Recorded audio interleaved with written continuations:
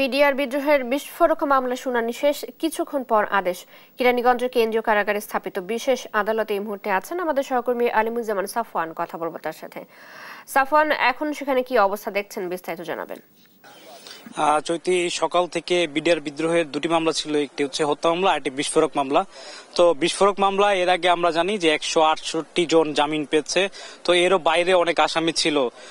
তো এই যে বিস্ফোরক মামলা, সেখানে এই পর্যন্ত আজকে পর্যন্ত 285 জন সাক্ষ্য গ্রহণ সম্পন্ন করেছে।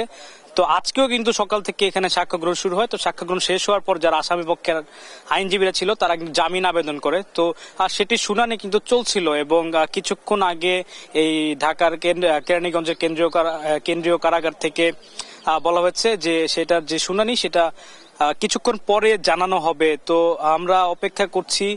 সকাল থেকেই সাক্ষীরা সাক্ষ্য দিচ্ছিলেন এই মামলায়।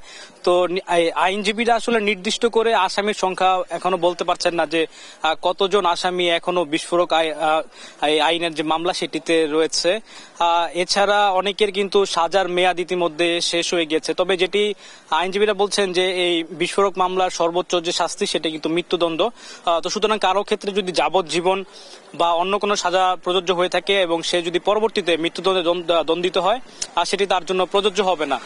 এবং অনেকেই হয়তো আজকে এখান থেকে জামিনও পেতে পারে, এমনও আমরা জানতে পেরেছি। তো আমরা আসলে অপেক্ষা করছি যে কখন এই আদেশটি আসলে আদালত থেকে দেওয়া হবে। এবং এখানে কিন্তু জানিয়ে দিতে চাই যে একটি বিশেষ আদালতে এই মামলার কার্যক্রম সেটি সকাল থেকে চলছে। এই যে কেরানীগঞ্জে কারাগারের ভেতরে এই বিশেষ একটি আদালত।